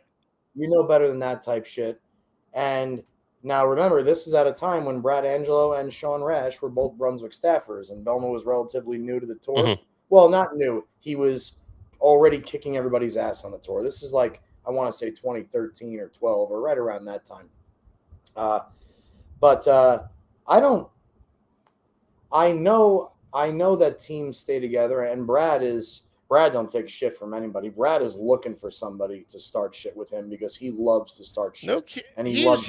I met him once, and he was such a cool dude. He is a cool dude. Oh, you mean like in bowling, like mind games kind of thing, maybe? He is a hard I mean in general, he's a hardcore East Coast Italian, and he has a fucking temper, and he does not like when people are in his face, so he gives it back 10 times harder. Just go watch the match with Barnes, right? Brad Angelo and Jason Couch. Just go find that show on YouTube. Wasn't there also one with Barnes when he threw his Brooklyn and he cheered and Peters was like, you shouldn't do that. But Brad, he'll like if you slap out a good break, Brad will be the guy that strikes in the next frame and has to tell you what a real strike looks like.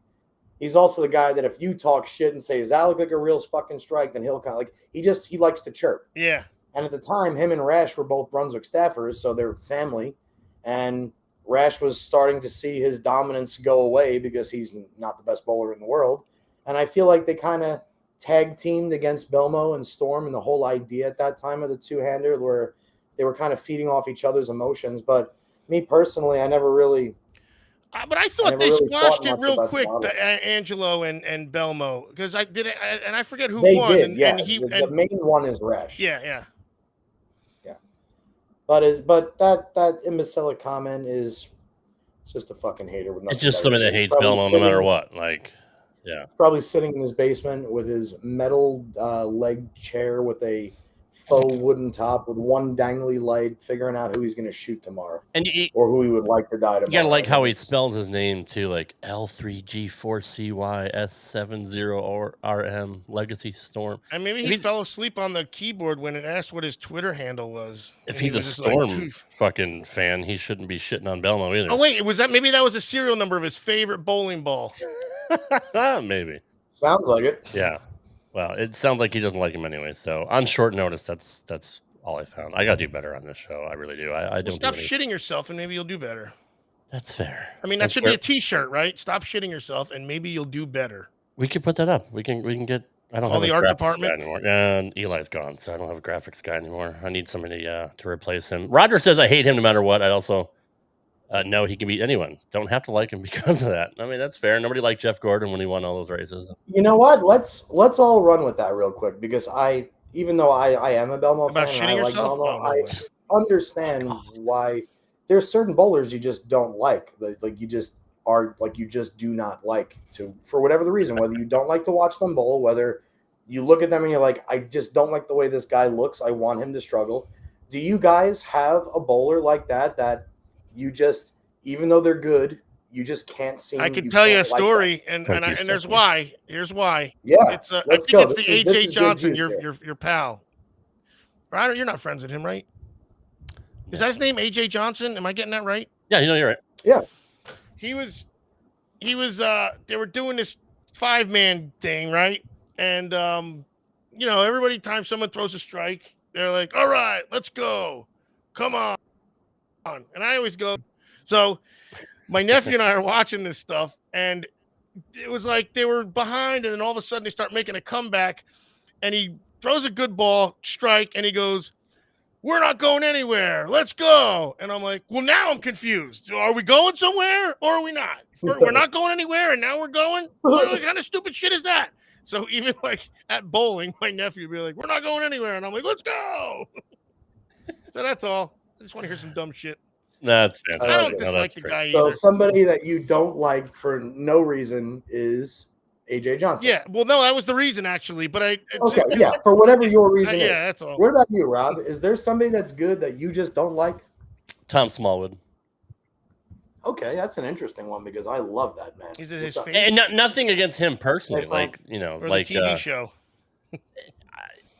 They make a TV show about him. Of all the fucking bowlers in the world, like I understand what he did was pretty cool. It is wild, but no one saw it, so no one still knows. That's true. And would it make it 7 episodes? Yeah, that's They true. could have done that about anybody. The show was awful. Yeah. That's not Tom's fault. No, Right. it's not Tom's fault. And they had the cook from Waiting in it. I don't like his approach. It's the worst fucking approach in bowling. He could be the nicest guy in the world, but he looks like shit when he's doing it. I don't know. That's just he rubs me the wrong way when he's on the show. Like, oh fuck, this guy? How the fuck did he make it on it? I bet you Jim Furyk had haters just for that freaking wacky hitch. Maybe. I'm sure people say the same thing about Butters too. Guys like that have unique, releases and all that. But no, I just unique New York. I like Tom personally. I can't watch him bowl. It just drives me nuts. I understand. It looks like his thumb is on the side of the ball. Am I making that up? Yeah, he's really kind of loaded and hitched. Because I want to do that. I feel like that's probably where your thumb should be. It looks more anatomically correct. You can do it, but you'd have to have a bent elbow or a cupped wrist. You could never get your wrist straight in the back with it off. How did you just change your accent? You were sounding like you could never get your wrist back in. You sound like you're doing a tobacco commercial all of a sudden. I don't know. Goddamn skull. Just put a little Stephanie pinch says between Tom your teeth Small and looks gum like- and get great tobacco flavor without ever lighting up. If you're like Big Red, then fuck you. All right. But I get what you're saying. I know exactly what you're saying, and I'm very straight elbow-id. Can I give you mine? Yes, go ahead. Oh shit, you want to play too? Yes. I have a couple, but there's one that It's gonna be like Dick Van I feel the Irvin that way we never Roger- know. No, I feel the way that Roger feels about Belma, about this guy, Brad Miller. Aww. Brad Miller. No, come on. I love Brad. So does everybody, and I think So that's not Kyle, I think that's though? my biggest problem. I'm like, he is a good bowler. He's a good bowler. Not a great bowler. No. He reminds me of a character from like The Hobbit, or No, he looks like Lord Richie. of He the looks Rings, like Ron or Howard's brother. something. Like he looks like he does. doesn't need any makeup and he can perform in any one of those movies. He looks like Ron Howard's brother, the goofy brother, a little And bit. I guess the reason why I never really liked him to begin with is I feel like he became Tom Clark's butt buddy so fast. Oh, we don't know any of And- this. No, that what are you This is talking about? We unfettered, don't need right? that. But no, that's I'm just pretty saying, unfettered. I'm just saying. Like, why of all people? Like, oh, great, you're best friends with Tom Clark. Is he though? No, Fucking tell awesome. us that part. No, they were like Tom Clark is a huge Brad Miller fan. Really? And I guess to me, you kind of have to do something in this sport to gain the fanship of the commissioner. So that always pissed Maybe me it's off his about him. YouTube And show. I'm just not a fan of the guy. I don't like watching him bowl. I think he's mediocre in the sport. But you're okay I with don't- Kyle Sherman, right? Oh, I think Kyle's All fantastic. right, there we go. Absolutely. Right on. That's great. Yeah, and I have nothing against Brad. I've never spoken a word to Brad, but we're talking about guys we personally don't fucking like for whatever reasons we have. And I'm telling you right now, that's my pick. I don't fucking when I watch him bowl, I hope he's in the 80s. So that's why when I bring up fucking Brad and Kyle's podcast or their YouTube show over the months here, and you're just like, nah, you just totally no fucking sell it. That's why you don't fucking like Brad Miller. That's I get it. I don't like anything about. I like listening to his breakdown of things. Like he's an intelligent guy that knows a lot about the game. He just doesn't fucking do what he says. Are you sure it's not his very symmetrical head and no neck? That's what I'm talking Okay. about. He reminds me of like I've never seen those movies, precious. but he just looks like he just looks like he'd be that character. Or like I have seen Your Highness with Danny McBride and James Franco, the guy that doesn't have a dick in the movie. That's like he could have played that part, Dude. and it would have been fucking perfect. That's my god. The consigliere. How did I the not come up? jester, Oh my whatever. god. Oh my god. Oh my god. How did I not That's think of that? where That's yeah, fucking, he should. I'm never gonna not think of that. We're Now. gonna Every put time I that- see we him gotta- now, we gotta put that up as one of our logos or something. oh, that's amazing. That's a great way to end the show. Now, look, I get it, Brad. We love you. If you ever watch You're the a show, mean person. like, Obviously, yes. There's Like, there's nothing not to like about him unless you're me, who just doesn't like anything about him. Other than if Ben Bleacher and Stephanie are saying he's a nice guy and he's best friends with Kyle Sherman, okay, he is a great guy. I'm still entitled to my opinion. You fucking want to finish last every week. That's Jesus. Wow. Now you want the guy to not make any fucking money and go. Now it's getting personal. Like I don't fucking care if he breaks. No, it's not. I hope you're homeless. I hope you're homeless, you freaking loser. Look, you don't like AJ Johnson because he says let's go and we're not going be anywhere. Homeless. I'm not wishing freaking evil on the guy. I don't like Tom's approach. I think it looks stupid. Yeah, but I'm not like I got a freaking voodoo doll. I don't wish him ill. Like break his fucking arm. You know who's close to Brad Miller for me is Tom Doherty. Oh, maybe I'm thinking of that. Oh shit, that's I can. Shit, I think I got the wrong guy. This the TB. Johnson? Oh shit, I don't know. Shit, I think. Oh shit, I got. Oh shit, I might have to change. I think that's. Oh, you're an asshole. You're a fucking. Damn it. Well, I'll just leave them both in there and do a freaking lottery. Shit, I don't fucking know these guys. I didn't know who the fuck Johnny Petraglia was.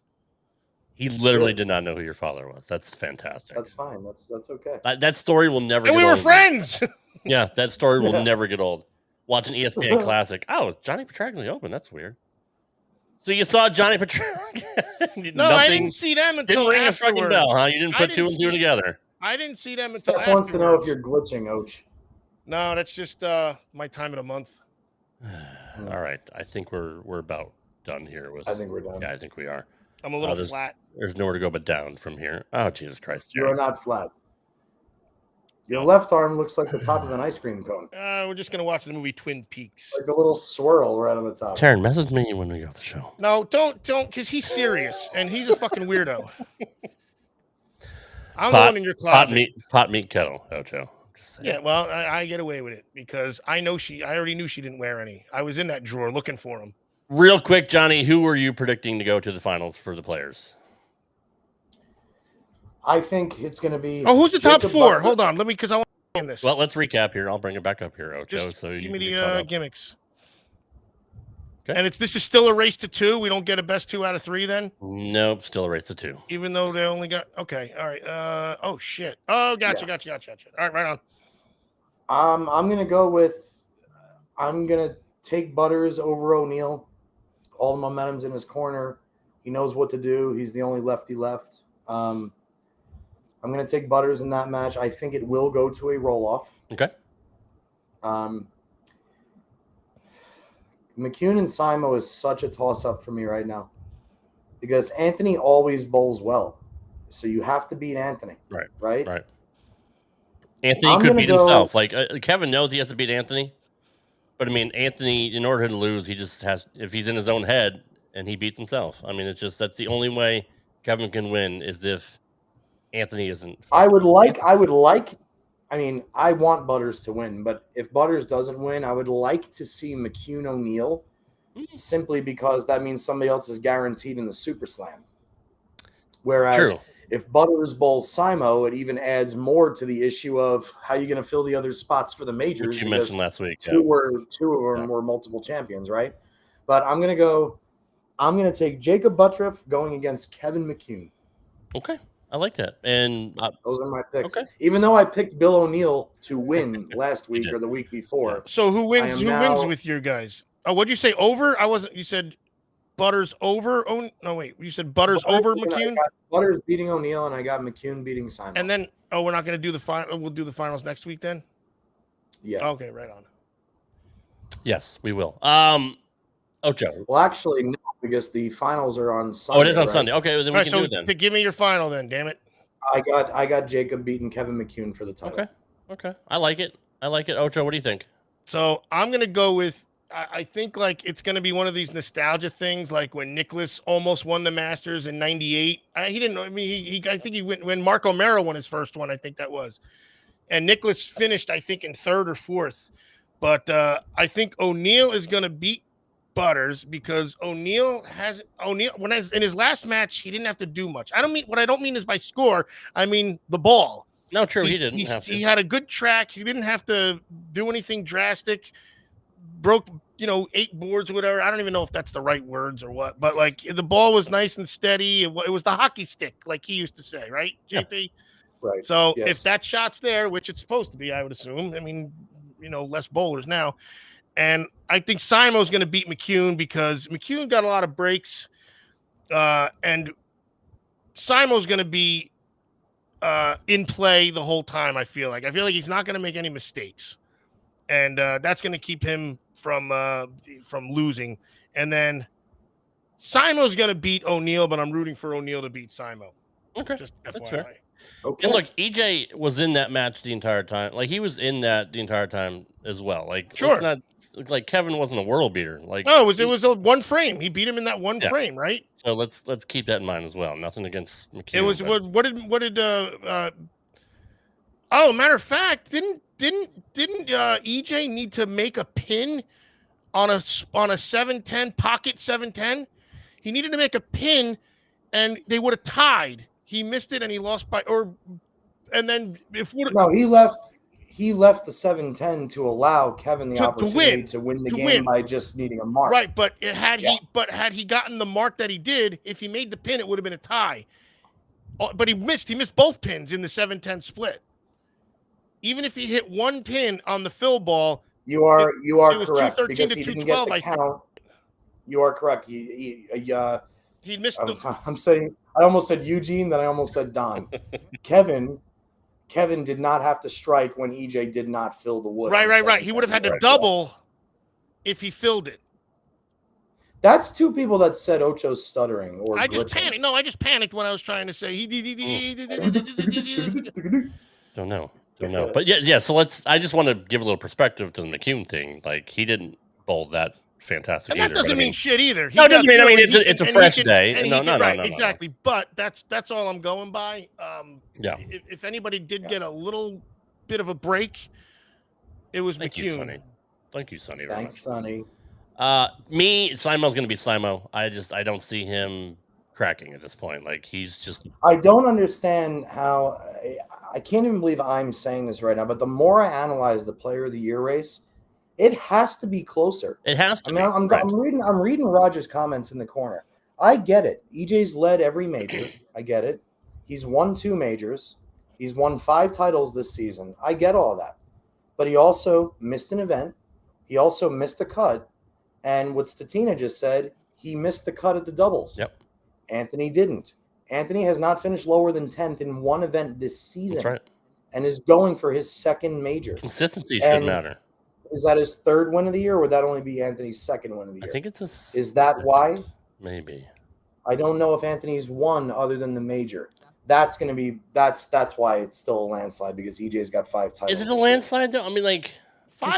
I mean, it's a landslide in the respect that titles outweigh top 10 finishes when you look at it like that's that. Fair. Especially with his little number of tournaments they have now. Not number of tournaments, but I mean they're just way less than they used to be.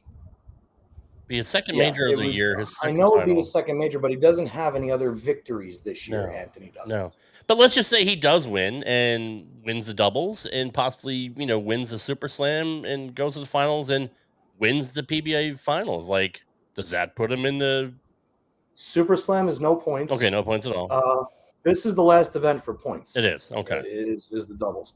And again, I think it's a little bit out of reach, but there was certainly a closer contest than ever should have existed with the season EJ's having. We can at least give Simo kudos there. Is it a vote? Stephanie says it's a vote. It doesn't go off points in titles? Yeah, no, this is votes, man. I read that quick, and I swear I looked like it said off earnings, titties, and points. Yeah, titties and points. I need cheaters, though. That's the problem. Titties and points. And that's the other thing is she's right. It also does come down to a favorite person battle. Well, that's fucked. That's like the fucking baseball Hall of Fame. That's stupid. Is it a popularity contest? From the outside looking in, do you think it's safe to say that more people are EJ fans than Simo fans? Yeah, especially vice versa. Well, especially if Simo had that little breakdown. I don't know. That rubbed people the wrong way in the press conference. As far as the voters, but I was not aware of that. Then what the fuck is the point of points then? Well, yeah, because you have to have everything established to do it, but the voters have the final say. Okay, I didn't know that. Simo won in Wichita. Okay, so Simo's got 2 wins, possibly 2 3, wins, 2 1 majors. major. Yeah, he's still going to be too short with more events bowled. Right. But then again, like you said, making that top 10 every week, that's the one for me, man. I think it's got to be. Could you imagine going out a full season on tour and never finishing lower than 10? That's crazy. Oh my god, that's crazy. Hey. Well, we'll see. I guess. Well, that sucks. I didn't know that. That bothers me. Like, fuck that. That's stupid. I'm sorry, that's stupid. It's like I said, it's like the Baseball Hall of Fame. It's a popularity contest. If you don't like a player, he's not going to get in. Like, it's just fucking stupid. Man, All right, Benjamin's got some fun talk going. Benjamin's fucking fantastic and a great name too. I love alliteration. Benjamin Bleacher. You guys know that's my best friend's brother, right? No, I didn't know that. I haven't seen him here before. That's Susie's older brother. He's got 5 titties apparently. So, yeah. No. Yeah, Baxter. All right, guys. Can we go? I don't have a Twitter. We're gonna go. No. Wait, I do. I just don't know it. At the Dr. Ocho for Ocho. At Nobody's Johnny. tweeted me. At JPJR07 for Johnny. At Red Rob Gaming for me. If you guys here watching on Facebook are not subscribed to our YouTube channel, please go there and just search Straight Up 5 podcast and subscribe. All of our live streams from the past weeks are in there. And if you want to listen to something on the way to work or in the gym on the treadmill like Ocho, subscribe to the audio version of the show on any podcast app, right, Ocho? Literally anywhere you can find a podcast. Leave us a good review. Say how great we are and talk about leave how us a 5-star review on Apple Podcasts. We don't how push our that professionalism is unmatched. Yes, that is absolutely right. And we'll be back here for another show next week, recapping the Holman Roth doubles and the second correct predictions. The finals of the Players Championship. Everyone, thank you for being here. Good night. Nope, wrong button. Sorry.